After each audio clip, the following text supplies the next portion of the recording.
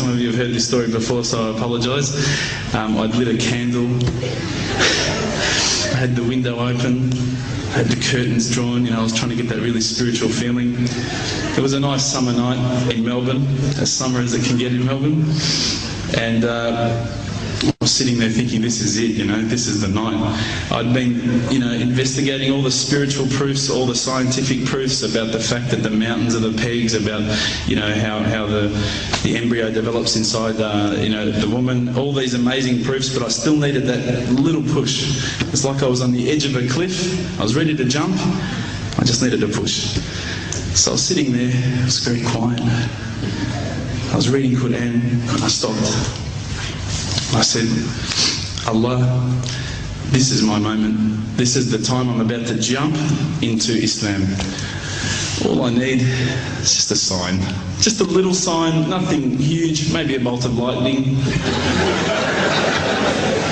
Maybe half the house would fall down or something, just small. It's small for you, man. You created the earth, come on. So I sat there. I was waiting for the candle to start lighting up to 4 metres high like in the movies.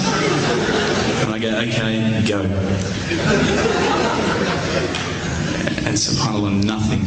Absolutely nothing happened. I was really disappointed, to be honest. So I sat there and I said, Allah, this is your chance. I'm here. I'm not going nowhere. I'll give you another chance. Okay, maybe you're busy. I know it's daytime over the other side of the world. There's a whole lot of stuff going on. Maybe this time it could just be like a car backfiring. Something small. All right, half the house, the candle. Let's forget that. A bird could fart outside. I don't care. Just anything. So I said, okay, go. And subhanAllah, absolutely nothing happened. And I mean, I couldn't have even said, oh, that was it. That creak just then in the wall, that was it. Absolutely nothing happened. I was really disappointed. I was gutted. I was sitting there thinking, this is it, this was my last chance, Islam, and I haven't found it. I pulled back the Quran, I turned back to where I was reading. SubhanAllah, the very next verse on the next page, for those of you who ask for signs, have we not shown you enough already? Look around you, look at the stars, look at the sun, look at water. These are the signs for the people of knowledge. SubhanAllah.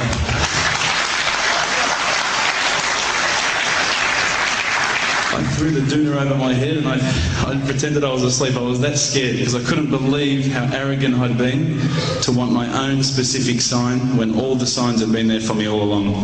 The fact that we have this world, the fact that there is this creation, these are the signs for all of us. The next day I decided this is it, I'm becoming a Muslim.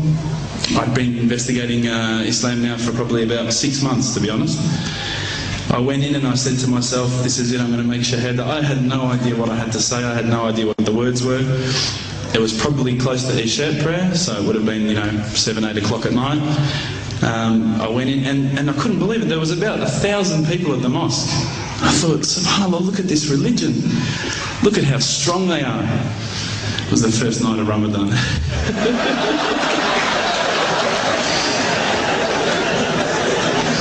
Ramadan Muslims.